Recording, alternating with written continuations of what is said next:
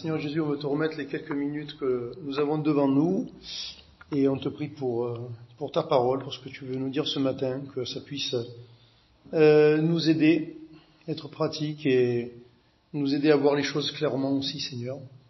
Et puis je te remets chaque personne qui est ici, qui est venue pour recevoir quelque chose de toi, Seigneur, et je te prie que tu nous rencontres chacun là où nous sommes. Amen. Alors, ce matin, je vais vous donner un titre. Ça vous a le titre. En fait, c'est pas pour vous, c'est pour moi que je donne le titre. Le titre, il va m'aider moi. Peut-être vous aussi un peu, mais moi, ça va m'aider. Donc, le samedi, je fais une étude biblique où on suit le livre de la Genèse. Et donc, hier, on était à Genèse chapitre 30, et aujourd'hui, on est à Genèse chapitre 31. Donc, vous avez en privilège, en avant-première, la suite d'hier. Et donc, je vais quand même du coup vous résumer, vous dire en quelques phrases quand même où on en est, qu'au moins on ait un petit peu un contexte qui tient. Donc, le titre, c'est celui-ci, c'est Qui est Jacob? Qui est Jacob? En général, quand on est chrétien depuis quelques années, qu'on a lu un peu notre Bible, si possible beaucoup, on sait un peu qui est Jacob et on a des idées sur le monsieur et pas forcément des idées très très positives, parce qu'effectivement il y a pas mal de choses à redire, il y a des choses qui sont pas d'aplomb, on va dire, dans sa vie. Mais une chose qui est très intéressante avec Jacob, je le dis de temps en temps, enfin en tout cas dans l'étude biblique, je le dis parce que j'en suis à Jacob, c'est que les trois personnes qui sont les bénéficiaires de la promesse de Dieu, pour Israël, pour la terre, etc., et pour la postérité, Abraham, Isaac, Jacob. En fait, Abraham, malgré des erreurs, il semble être, entre guillemets, parfait. Il n'est pas, mais bon, il nous semble être vraiment le bon exemple de la foi. Jacob nous paraît être un échec ambulant.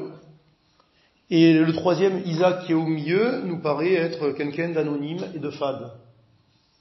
D'abord, on n'a pas beaucoup de choses sur lui, mais on a l'impression qu'il est un peu anonyme, qu'il n'y a pas grand-chose à dire sur lui.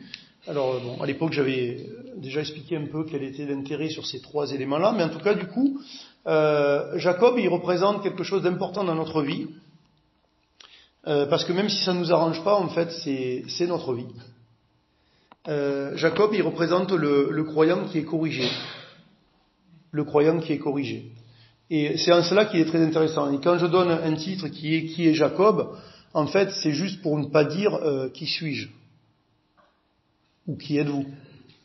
En fait, c'est plutôt ça. Parce que Jacob est quelqu'un de très intéressant pour nous. On peut s'y identifier très largement, pas forcément à ce qu'il a fait, parce que nous ne sommes pas dans la même époque, le même contexte, on n'a pas la même histoire, Dieu ne nous demande pas la même chose, enfin, rien à voir, je veux dire. Mais par contre,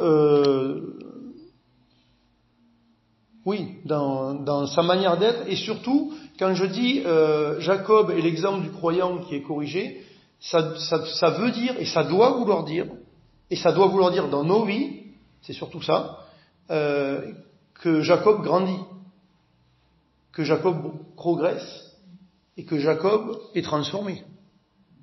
Parce que prendre des coups de bâton pour prendre des coups de bâton, pas grand intérêt, quoi, en fait. Donc pourquoi est-ce que Dieu corrige Jacob? C'est pour qu'il y ait des choses qui changent. C'est pour que Jacob fonctionne différemment. Et pourquoi est-ce qu'il fait la même chose dans notre vie? Pour la même raison.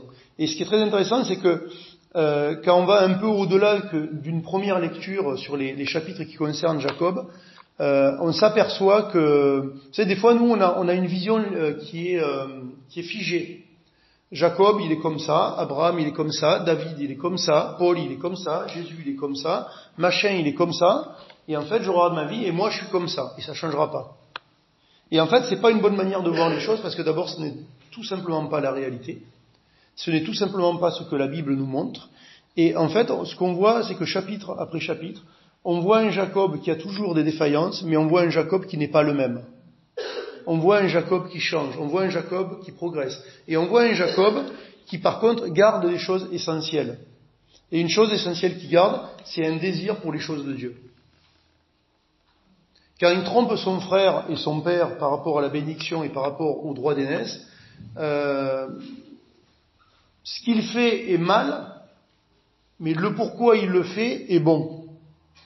Et en quoi lui il est agréé par Dieu alors que son frère ne l'est pas? Parce que son frère est profane, il s'en fiche des choses de Dieu. C'est du terre à terre, c'est que de la glaise, Ésaü. Alors que Jacob, non, il a un intérêt pour les choses de Dieu, il a un intérêt pour Dieu. En fait, il veut Dieu. Et nous, quand nous regardons nos vies, ça c'est un peu la question qu'on doit se poser. C'est pas est-ce que je fais mieux qu'hier? Est-ce que ça je fais plus et ça maintenant je fais? Est-ce que je m'améliore en termes de bien et de mal? Est-ce que je suis une meilleure personne? Est-ce que je suis un meilleur chrétien? Ça, c'est pas vraiment la question à se poser, en fait. La question à se poser, c'est est-ce que j'ai envie de Dieu? Tout à l'heure, on a chanté « Je te donne tout ». Et faites gaffe, c'est dangereux. Hein. Non mais faites gaffe, quand vous venez ici que vous chantez, faites attention à ce que vous chantez quand même. Non mais je veux dire, c'est vrai en fait. Est-ce que je donne tout? Parce que le chanter, on peut le chanter, on peut chanter n'importe quoi de toute façon. Mais vous savez, les psaumes dans la Bible, c'était des chants. Des chants avec une instruction derrière, mais c'était des chants. Là, ici, on chante pas juste pour occuper un quart d'heure avant le début réel du culte. Il y a des paroles, il y a de la signification. Est-ce que je réfléchis à ce que je suis en train de chanter? Vous voyez? Je te donne tout, je te donne mon cœur, je te donne mon âme. Oh. Et en fait, ce qu'on a besoin dans notre vie, c'est pas de regarder, de pas faire une comptabilité où je fais mieux, je suis un peu plus en termes de bien et de mal. Non, non. C'est ça. C'est est-ce que je veux donner mon cœur à Dieu? Est-ce que je veux donner mon âme à Dieu? Est-ce que je veux vivre la présence de Dieu? Est-ce que je veux connaître Dieu? Voilà. Est-ce que je veux qu'il soit réel? Parce que la vie, elle est réelle, par contre. Hein. Elle est réelle. Les problèmes, ils sont réels. Mes péchés, ils sont réels. Les problèmes de relation, ils sont réels. La maladie, elle est réelle. Le handicap, il est réel. Et la mort physique, un jour, elle sera réelle. Et j'ai besoin de rencontrer Dieu là au milieu de tout ça, sinon ça va être compliqué. Donc, revenons à notre mouton qui est Jacob.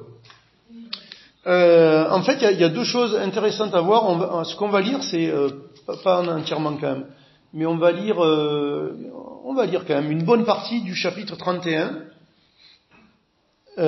Et ensuite, je vous montrerai une chose particulière concernant Jacob et nous.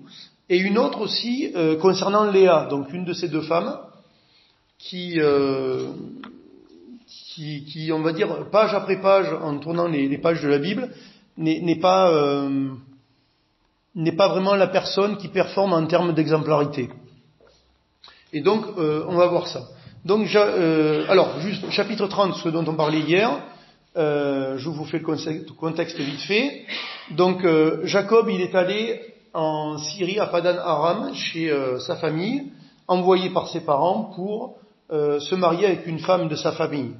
Là, il rencontre Rachel de suite, il a envie d'épouser parce qu'elle est très jolie et bien faite. Donc voilà, l'homme naturel, enfin normal quoi. Sauf que son futur beau-père, il accepte de la marier, mais en échange de 7 ans de travail. Et puis le jour des noces, la nuit des noces, la nuit se passe apparemment plutôt pas trop mal, sauf que le matin se passe pas très bien, parce que le lendemain matin, c'est pas Rachel qui l'a dans son lit, c'est Léa. On l'a trompé sur la marchandise.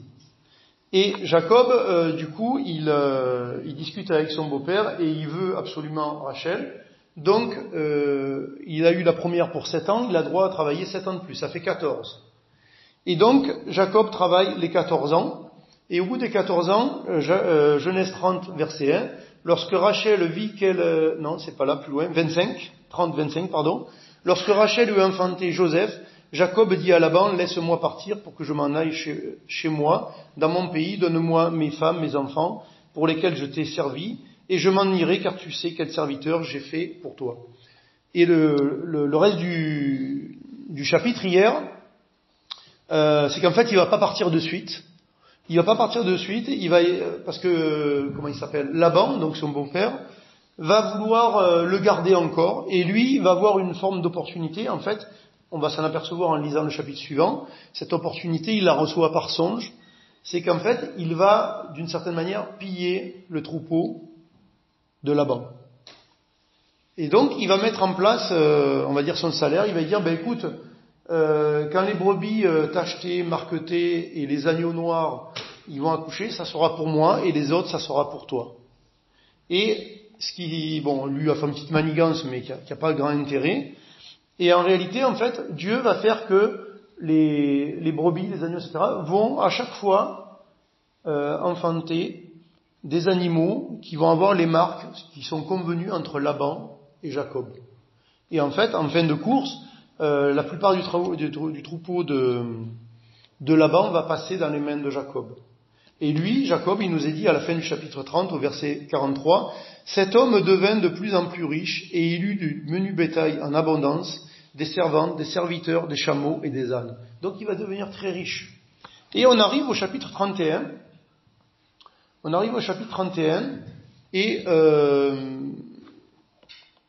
Et oui, donc juste la chose que je disais hier, c'est que Jacob, une fois qu'il a travaillé ses 14 années convenues avec Laban, il se rappelle de quand il a rencontré Dieu à un endroit qui s'appelle Bethel, qui signifie la maison de Dieu, et on va le voir encore dans ce chapitre. Et il s'est rappelé qu'il s'est engagé à certaines choses vis-à-vis de Dieu, et que Dieu s'est engagé à un certain nombre de choses à son égard. Et notamment une de prendre soin de lui et de le ramener dans le pays. Et donc lui, une fois que le bail est passé, des 14 ans, il dit, je vais rentrer. Et puis Dieu lui dit, non, on va encore faire un truc, tu vas pas repartir à vide. Parce que Laban, il est encore plus tordu que Jacob. Et il l'aurait laissé partir à vide. Il serait parti avec rien. Rien parce qu'en fait, au bout de 14 ans, Jacob, il n'a rien. Jacob, il n'a pas de salaire. Jacob, il n'a rien. Il a juste travaillé 14 ans pour ses 2 femmes, c'est tout. Soit dit en passant, on le verra, on va le voir dans le chapitre 31, ça va donner du sens. À l'époque, le mari devait apporter une dot. Mais en fait, la dot de Jacob, ce sont ses années de travail. Donc à la fin, ces femmes, elles ont quoi? Elles ont rien. Il n'y a pas de dot. Le seul qui a bénéficié de la dot de Jacob, c'est Laban. Donc en fait, ils sont tous dans la panade quelque part. Alors on va lire chapitre 31, Jacob.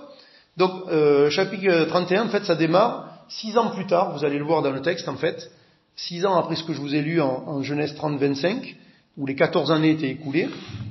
Jacob entendit les propos des fils de Laban qui disaient, Jacob a pris tout ce qui était à notre père, et c'est avec le bien de notre père qu'il s'est acquis toutes ses richesses. N'est-ce pas vrai? Mais bien sûr que c'est vrai. Verset 2. Jacob remarqua aussi le visage de Laban, et voici, il n'était plus envers lui comme auparavant. Alors l'Éternel dit à Jacob, retourne au pays de tes pères, dans ton lieu de naissance, et je serai avec toi. Jacob fit appeler Rachel et Léa, qui étaient au champ vers son troupeau. Il leur dit, je vois au visage de votre père qu'il n'est plus envers moi comme auparavant, mais le Dieu de mon père a été avec moi. Vous savez vous-même que j'ai servi votre père de tout mon pouvoir. Et votre père s'est joué de moi et a changé 10 fois mon salaire. Mais Dieu ne lui a pas permis de me faire du mal. Quand il disait, les tachetés, les brebis, les tachetés seront ton salaire, toutes les brebis faisaient des petits tachetés. Et quand il disait, les rayés seront ton salaire, toutes les brebis faisaient des petits rayés. Dieu a pris à votre père son troupeau et me l'a donné. Au temps où les brebis entraient en chaleur, je levai les yeux et je vis en songe que les boucs qui couvraient les brebis étaient rayés, tachetés, marquetés. Et l'ange de Dieu me dit, en songe, Jacob, je répondis, me voici. Il dit, lève les yeux et regarde. Tous les boucs qui couvrent les brebis sont rayés, tachetés et marquetés, car j'ai vu tout ce que tu as fait Laban. Je suis le Dieu de Bethel, où tu as oint un monument, où tu m'as fait un vœu. Maintenant, lève-toi, sors de ce pays et retourne au pays de ta naissance. Rachel et Léa répondirent et lui dirent, avons-nous encore une part et un héritage dans la maison de notre père? Ne sommes-nous pas regardés par lui comme des étrangères, puisqu'il nous a vendus et qu'il a mangé tout notre argent? Toute la richesse que Dieu a ôtée à notre père appartient à nous et à nos enfants, Fais maintenant ce que Dieu t'a dit. Jacob leva les yeux. Jacob se leva, c'est moi qui lève les yeux. Jacob se leva et il fit monter ses enfants et ses femmes sur des chameaux. Il emmena tout son troupeau et tous les biens qu'il possédait, le troupeau qui lui appartenait, qu'il avait acquis à Padan Aram, et il s'en alla vers Isaac, son père, au pays de Canaan. Tandis que Laban était allé tondre ses brebis, Rachel déroba les téraphimes de son père, et Jacob trompa Laban, l'araméen, en ne l'avertissant pas de sa fuite. Il s'enfuit avec tout ce qui lui appartenait, et il se leva, traversa le fleuve et se dirigea vers la montagne de Galad. On va lire la suite un peu plus tard. Et ici, dans cette première partie, une chose qui est intéressante à voir, c'est comment Dieu parle. Comment Dieu parle. Parce qu'en fait, il y a 4 points. Le premier point, c'est que Dieu met quelque chose où vous avez un désir dans le cœur. C'est ce qu'on a lu en Genèse 30, verset 25. C'est-à-dire 6 ans avant.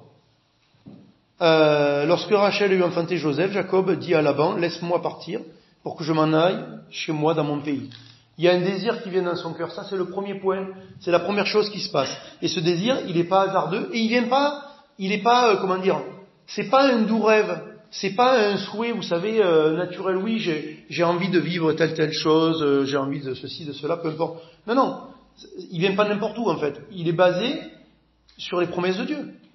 Quand il est parti de Canaan, le but était de revenir. Et comme je l'ai dit hier à l'étude biblique, après l'étude biblique, Jacob, normalement, il était pas censé passer 20 ans à Padan Aram.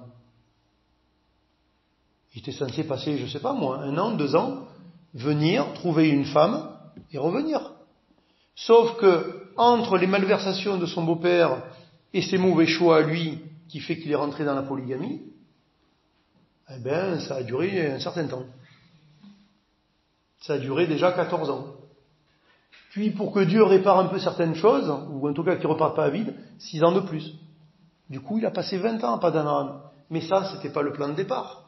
Mais le plan de départ est quand même que Jacob vive sur la terre promise, à Canaan. Et il doit revenir. Et du coup, le premier point, la première manière dont Dieu parle, c'est, écoute, on revient au programme initial. Donc, Jacob a un désir dans son cœur, c'est simplement de s'aligner sur ce que Dieu dit.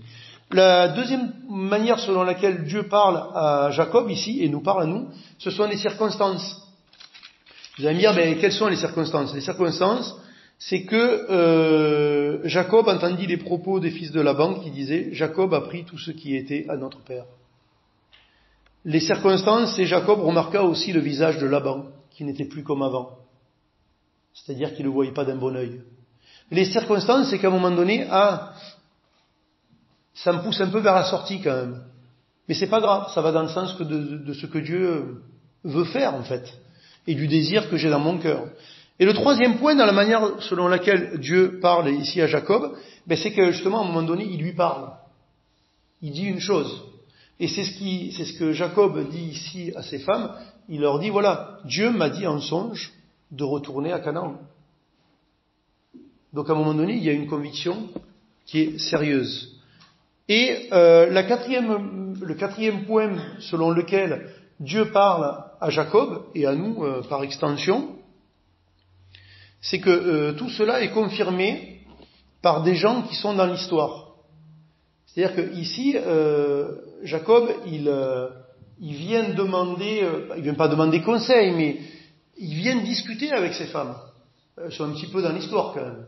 S'il s'en va, elles suivent. Ou alors elles disent je suis pas, je sais pas, ça se passe d'une manière ou d'une autre, mais en tout cas, il leur demande leur avis. Et ce qui est intéressant, c'est que elles qui pourraient être attachées à leur père et dire non mais attends, Jacob, on n'est pas si mal là, je veux dire, il y a un avenir, il y a un peu de la sécurité, on est à côté de papa. Enfin voilà, je veux dire, comme je disais hier, Jacob au bout de 14 ans et qui plus est au bout de 20 ans, il pourrait se dire Bethel c'est loin. Bethel c'est loin. Maintenant ma vie je l'ai faite là, on est là. Hein. On est là. On va pas partir missionnaire, on va pas arrêter un travail pour être à temps plein pour Dieu, on va pas changer ça dans ma vie. C'est bon quoi, je veux dire. On est là, ça tourne à peu près, quoi. Et Jacob, il pourrait dire, écoute, bon an, mal an, peut-être que je voyais les choses autrement, peut-être que je pensais que ça allait être, peut-être mieux, plus intéressant, plus je sais pas quoi, mais bon, c'est pas si mal quand même. On a une famille, on a un lieu, on a une certaine sécurité, on a une forme de prospérité, ça va s'arranger avec Laban, on va discuter, on va faire un deal, on va faire un petit partage, je vais lui donner des royalties sur les ventes de mes brebis. Hein, nous aujourd'hui c'est sur les ventes des livres, lui ça va être sur les ventes des brebis. Il va donner des royalties et l'autre il aura 3 chameaux de plus. Je sais pas, on va trouver un accord quoi. Mais en fait, non. Dieu parle et on y va, et en fait, donc du coup ces 2 femmes, elles sont d'accord, et regardez ce qu'elles disent. Elles disent, où elles sont? Elles sont là. Pourquoi j'ai loupé? Voilà, Rachel et Léa au verset 14 répondirent et lui dirent, donc lui il explique donc son projet en fait, et dire, avons-nous encore une part et un héritage dans la maison de notre père? Ne sommes-nous pas regardés par lui comme des étrangères, puisqu'il nous a vendus et qu'il a mangé notre argent? Et en fait, elles ont tout à fait raison. Il n'y a plus de dot. Le troupeau de son père, il est passé à Jacob. Et en fait, qu'est-ce qu'il a fait, leur père? Il les a vendus à Jacob. Alors, peut-être qu'elles étaient contentes d'une certaine manière, mais il les a vendus. Il n'a pas dit, écoute, marie-toi avec elle, et puis voilà, et puis les us et coutumes, on apporte une dot, le machin. Non, il les a vendus. Contre 7 ans de travail. Puis 7 ans de travail. Puis il veut pas qu'elle s'en aille. Tu vas encore un peu bosser pour moi. Et à la fin, il est tout penaud parce que Dieu a retourné la situation. Donc en tout cas, je pense pour nous, important de voir que Dieu parle avec un désir qu'il met dans le cœur, des circonstances qui vont peut-être se corroborer. Il va parler d'une manière directe. Et la volonté de Dieu va être confirmée par des gens. Et pour nous, aujourd'hui, les gens qui vont confirmer la volonté de Dieu, c'est le corps de Christ. Est-ce que j'ai des idées seules dans mon coin? Est-ce que moi j'ai tellement bien compris la vie chrétienne que franchement, j'ai pas besoin de venir là le dimanche matin avec vous, hein? Non. Ça va, je maîtrise, hein? Je connais, pas besoin de vous. Moi j'ai très bien compris. Comme certains disent, moi j'ai ma verticale avec Dieu. J'espère que tu as ta verticale avec Dieu. Mais j'espère que tu as aussi une horizontale avec nous. Ça serait sympa. Mais peut-être que comme dit l'apôtre Paul aux Corinthiens, peut-être vous êtes tellement intelligents que nous on est un petit peu bêtes, donc c'est vrai que vous pouvez pas nous écouter, quoi. C'est sûr. Mais non. Le corps de Christ, c'est tout le monde. Enfin, c'est tout le monde. C'est tous les croyants. Il y a des forts, il y a des faibles. On grandit, on change, on progresse et on a besoin des uns des autres. Que les forts soutiennent, supportent les faibles. Eh bien oui, mais si les forts sont pas là, ils peuvent pas soutenir les faibles, puisqu'ils sont forts dans leur coin. Et sachez une chose, si vous êtes fort aujourd'hui, vous serez peut-être faible demain. N'ayez crainte. Et Jacob, dans la situation là, on se dit, Jacob, il nous a encore fait une embrouille. Il a rien dit à Laban, il a plié les bagages, il est parti avec tout le monde, il a rien dit, et comme d'habitude, Jacob, l'usurpateur, Jacob, le gars qui magouille, là encore avec Laban, il a encore pas été clean, le mec. Et j'irai jusqu'à vous dire, peut-être qu'il n'a pas été clean. C'est pas faux. Peut-être qu'il n'a pas été clean. Peut-être qu'il aurait pu le faire autrement. Ou alors peut-être qu'il a été prudent. C'est-à-dire, il s'est dit, il y a 6 ans, je voulais partir, je suis pas parti parce que finalement, il a rattrapé l'histoire. Mais peut-être que là, il va pas vouloir non plus que je parte encore. Et je vais encore me faire avoir. Mais Dieu a parlé, et moi je veux rentrer dans ce que Dieu a dit. Et en ça, il a raison. Et donc là, où il est passé? Ici, la fin de cette première partie, on l'a lu, c'est qu'il y a quelqu'un qui fait quelque chose de pas terrible là non plus. Verset 19, tandis que Laban était allé tondre ses brebis, Rachel, la jolie, déroba les téraphines de son père. Et Jacob trompa Laban, l'araméen, en ne l'avertissant pas de sa fuite. Donc elle a pris les téraphines de son père. On va y revenir, on va lire la suite. Les téraphines de son père, c'est quoi? C'est des petites statuettes à l'image d'êtres humains. Et en fait, c'était tout simplement de l'idolâtrie. C'était ce qu'on appelle des idoles domestiques. Mais c'était pas juste des idoles domestiques, en fait. C'était aussi une dot, ou un héritage. Un droit à l'héritage, en fait. Et on va lire la suite. Parce que c'est bien de lire, en fait.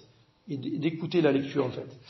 Verset 22. Le 3e jour, on annonça à Laban que Jacob s'était enfui. Il prit avec lui ses frères et poursuivit 7 journées de marche. Et il atteignit à la montagne de Galaad. Mais Dieu apparut la nuit en songe à Laban. Alors juste, je fais une petite parenthèse avant.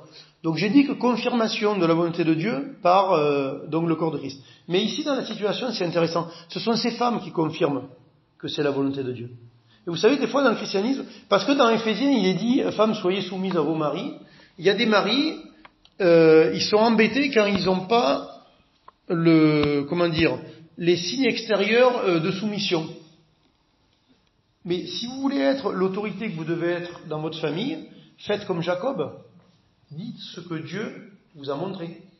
Ce que je veux dire par là, c'est que là, le projet qu'il est en train d'annoncer à ses femmes, Jacob, ça vient de Dieu.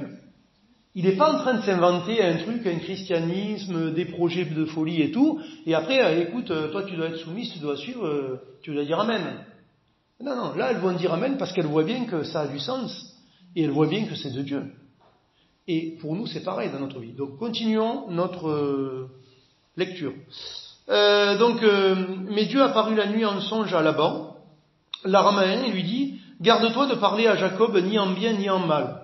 Laban atteignit donc Jacob. Jacob avait dressé sa tente sur la montagne. Laban dressa aussi la sienne avec ses frères sur la montagne de Galaad. Alors Laban dit à Jacob, qu'as-tu fait? Pourquoi m'as-tu trompé et amènes-tu mes filles comme des captives par l'épée? Il exagère un peu, mais bon, admettons. Pourquoi as-tu pris la fuite en cachette et m'as-tu trompé et ne m'as-tu point averti? Là, il a tout à fait raison. Je t'aurais laissé partir au milieu des réjouissances et des chants, au son du tambourin et de l'harpe. Qu'est-ce qu'il est menteur là-bas? Je pense pas qu'il aurait fait ça. Il aurait vraiment pas fait ça. Ou alors il aurait fait ça, mais alors ça aurait été, comme à d'autres endroits dans la vie, on a des fois des prophètes ou n'importe, qui sont accueillis dans une maison, je sais plus, c'est dans les juges, mais dans les histoires des rois aussi. Et en fait, non mais attends, ne pars pas, il y a la nuit qui tombe, puis le lendemain c'est pareil, puis ne pars pas, et puis ça dure, ça arrête pas. Avec Laban, ça aurait été pareil, et en plus celui qui payait l'addition du banquet, ça aurait été Jacob de toute façon. Donc là, c'est quand même un gros menteur, Laban. Mais bon, anyway. Alors Laban dit à Jacob, donc voilà pourquoi tu m'avais trompé. Pourquoi as-tu pris la fuite? Je t'aurais laissé partir, mais bien sûr, je chante toujours beau merde. Au milieu des réjouissances, de tambourins, etc. Verset 28. Tu ne m'as pas permis d'embrasser mes fils et mes filles, c'est en insensé que tu as agi. On ne va pas évaluer le niveau affectif que tu as pour tes enfants, ça ne nous regarde pas, c'est pas le sujet. Verset 29. Ma main est assez forte pour vous faire du mal, mais le Dieu de votre père m'a dit hier, garde-toi de parler à Jacob, ni en bien ni en mal. Maintenant que tu es parti, parce que tu languissais après la maison de ton père, pourquoi as-tu dérobé mes dieux? On va s'arrêter. Plusieurs choses. Première chose qui est intéressante, c'est qu'on s'aperçoit dans la vie de Jacob, et j'espère que des fois on le voit dans notre vie, que Dieu tourne à notre avantage des fois nos ennemis. Pas toujours, mais des fois. Vous imaginez, Dieu est allé parler en songe à Laban pour qu'il ne touche pas à Jacob. C'est quand même pas mal. Laban, c'est un idolâtre, je vous le dis de suite. Parce que ce que j'ai pas dit ni hier ni aujourd'hui, c'est que dans le chapitre précédent, quand il y a le deal pour que Jacob ne parte pas, il dit, j'ai vu que l'Éternel te faisait du bien à mon égard. Et le mot voir ici en hébreu, ça parle de sorcellerie. C'est pas juste voir avec ses yeux. Ça veut dire que j'ai vu dans le songe avec mes idoles que en fait les dieux m'étaient favorables à cause de toi. Ça, c'est la situation spirituelle de Laban. C'est pour ça que je dis que Jacob il change beaucoup et que Jacob il est très, il est très bon dans la situation, même si il trimballe un peu des casseroles, même si il défonce un peu des portes pour passer, Même si. Mais vous savez quoi, le même si, nous on le vit tous les jours. Ça s'appelle la chair. Le même si. Et juste ici, je vais quand même aller rapidement avant de conclure. Je vais plutôt vous paraphraser la fin plutôt que la lire parce que sinon on va être trop long. Ici, donc, on voit que Léa, elle a pris les téraphim de son père. Et ici, son père, il va dire, attends, t'es parti en m'avertissant pas, mais pourquoi tu as pris mes téraphim? Pourquoi tu as pris mes idoles domestiques? Et là, Jacob va dire, mais attends, moi j'ai rien pris, et si tu les retrouves quelque part dans les bagages d'une des personnes qui est avec moi, tu peux le tuer. Et il va pas trouver. Il va pas trouver parce que Léa, la jolie, quand son père il va dire tu peux te lever que je vois si jamais ils sont pas, elle est assise sur le bas d'un chameau et lui il va dire tu peux te lever, j'ai regardé ta sœur, les servantes, j'ai regardé tout le monde, je veux voir. Elle dit mais tu sais j'ai ce que les femmes elles ont régulièrement, je peux pas me lever. Et puis il s'en va, il y a rien, puis bon voilà. Donc en fait elle a caché les téraphim. Mais surtout elle les a volés. Et pourquoi elle les a volés? Il faut se poser la question. Eh bien, elle les a volés pour trois raisons. Parce que les téraphim, alors d'abord, parce qu'il y a une part d'idolâtrie dans son cœur à elle.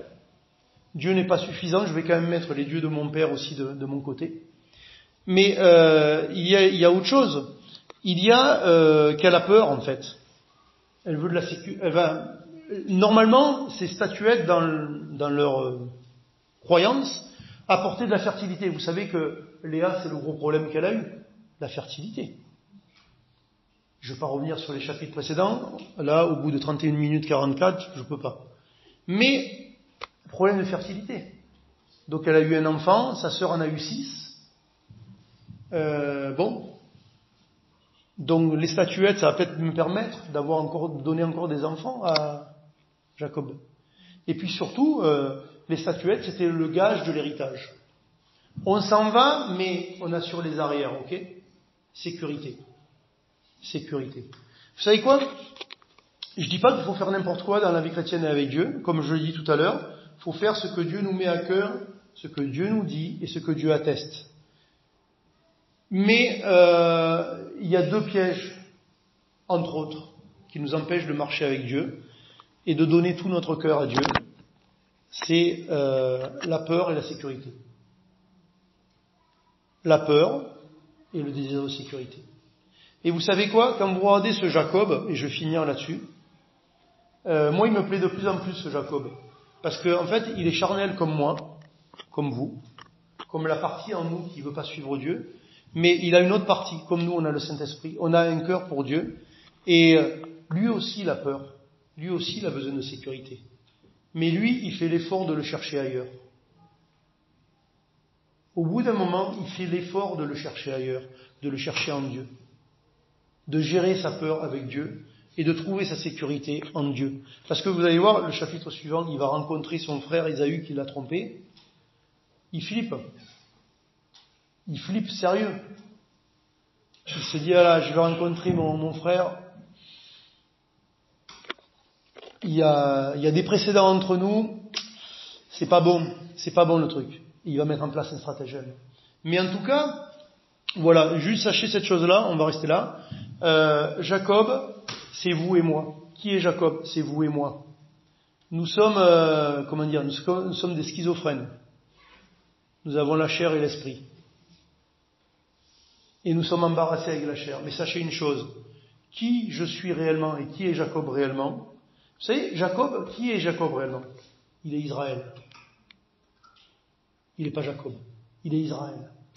Aux yeux de Dieu, il est Israël. Pourquoi tu vas revenir en Canaan? Parce que tu es Israël. Parce que je vais t'appeler Israël dans le chapitre suivant.